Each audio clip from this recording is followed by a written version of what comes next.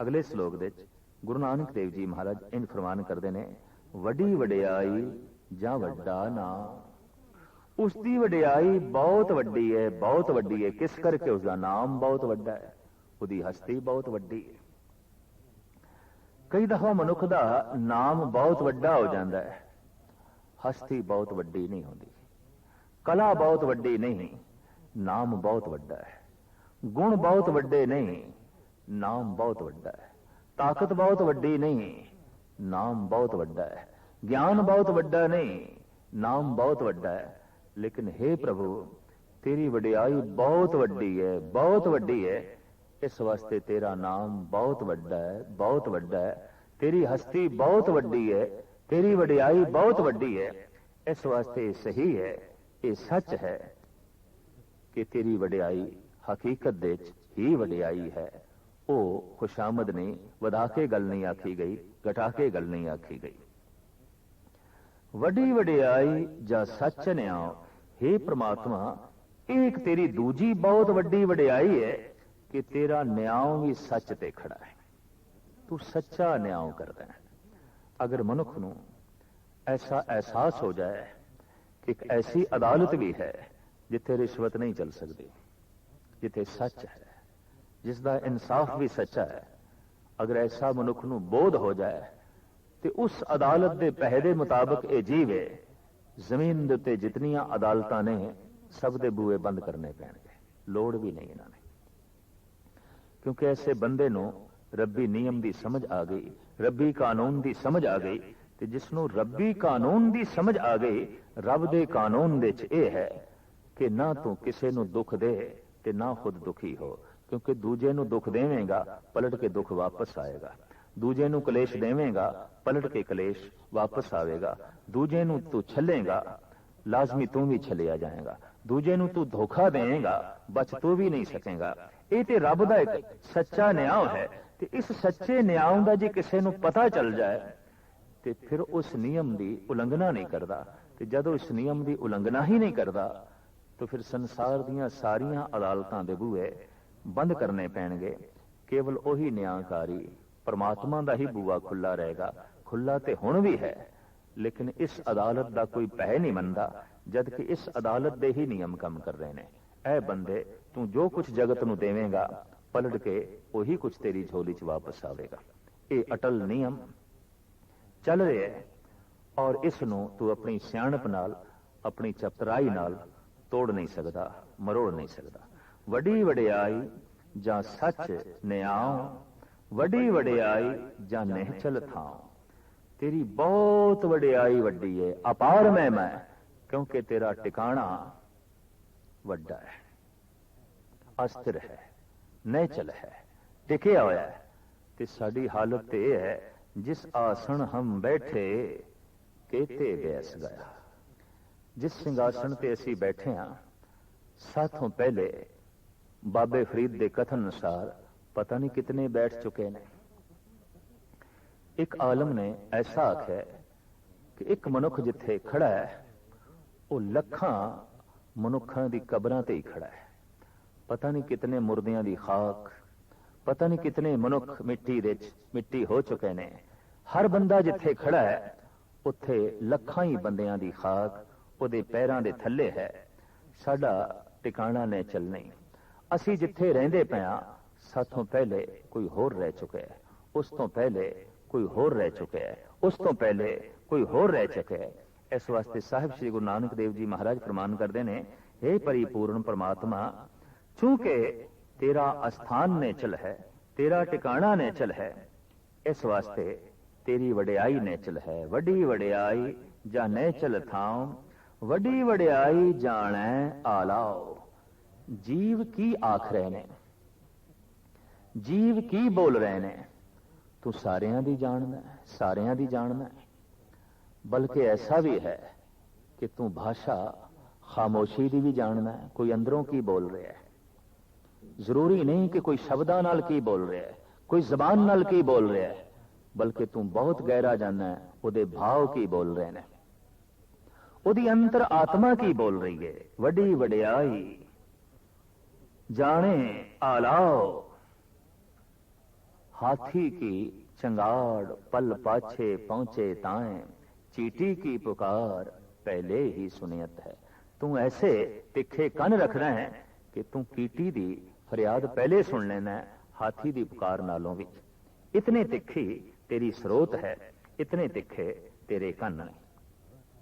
वडी वडियाई बुझै सब भाव, तेरी वडियाई बहुत वड्डी है, बहुत वड्डी है।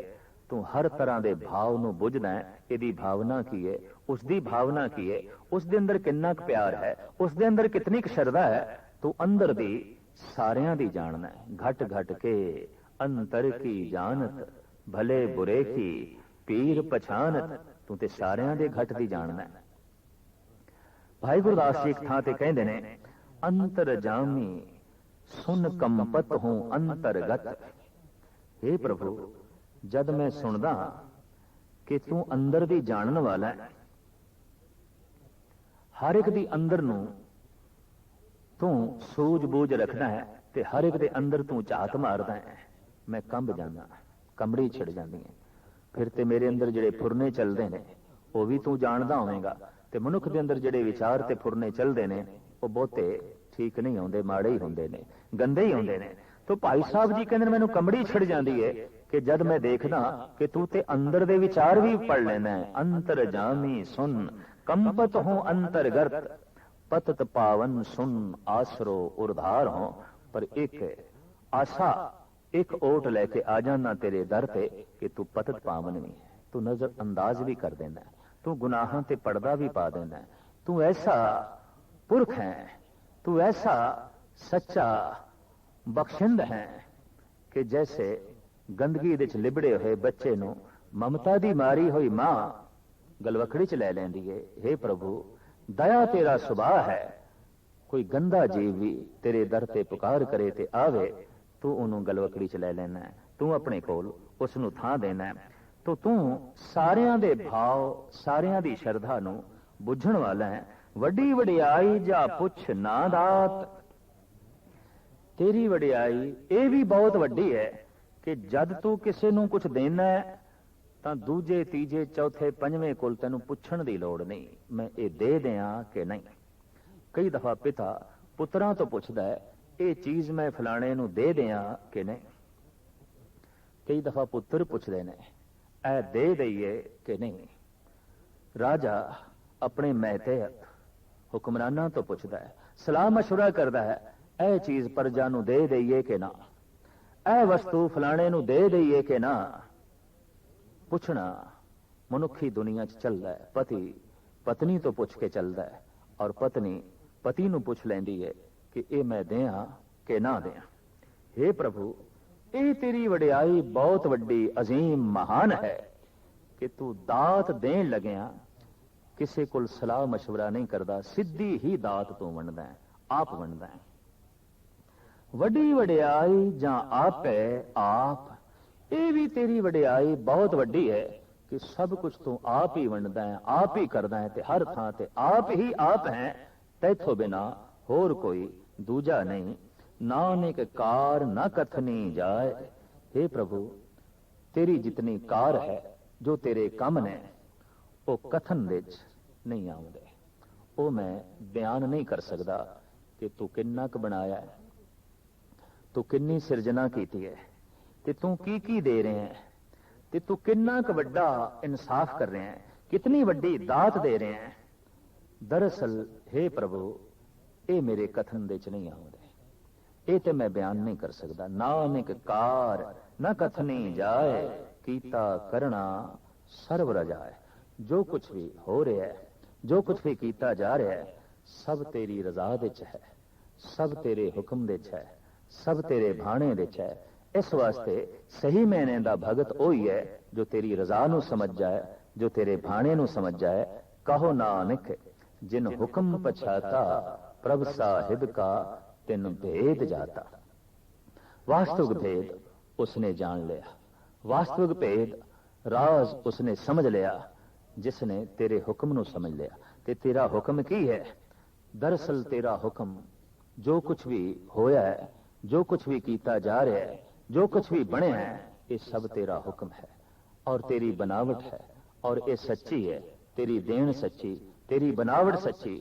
इसनूं जिहड़ा समझ जांदा है दरअसल वो सच दे नेड़े हो जाता है, सच की नीलता का आनंद माणदा है। तो साहिब श्री गुरु नानक देव जी महाराज इस दूसरे श्लोक दे फरमान करते हैं, नानक कार न कथनी जाए कीता करना सर्व रजा। दरअसल सब कुछ उसकी रजा दे है ते मनुख दा हुण फर्ज हो जाता है उसकी रजा नूं मनना। हुक्म रजाई चलना नानक लिखिया नाल। जो हुक्म नाल लिखिया होया है, जो हुक्म हर जीव ते है, भाव जो उसकी देन, जो उसकी बनावट है और जिस ढंग दी है, इनू कबूल कर लेना, उन्हें खिड़े मत्थे तस्लीम कर लेना, ये उसकी रजा नूं मनना है। ते जिहड़ा उसकी रजा दे च राजी है दरअसल परमात्मा उसते राजी हो जाता है, ईश्वर अकाल पुरख उसते राजी हो जाता है। ते जिसते ईश्वर राजी हो गया समझ लो उसते जहान राजी हो गया। गुरु नानक देव जी महाराज दा फरमान, एक सज्जन सब सज्जना एक वैरी सब बाद। जे एक सज्जन बन गया तो सारा संसार सज्जन बन गया, कि जे एक नाल कोई संबंध नहीं तो फिर जगत दे जर्रे जर्रे नाल संबंध टुटिया होया है, ते गलियां दे कख भी फिर जो है वैरी ने। तो जिहड़ा उसकी रजा विच चलदा है परमात्मा उसते राजी हो जाता है, ते परमात्मा जिसते राजी हो जाता है वो माला माल हो जाता है, वो खुशहाल हो जाता है और वो दुनिया का अजीम तरीन मनुख बन जाता है। अगला श्लोक गुरु अंगद देव जी महाराज का है और वो इस तरह फरमान करते हैं।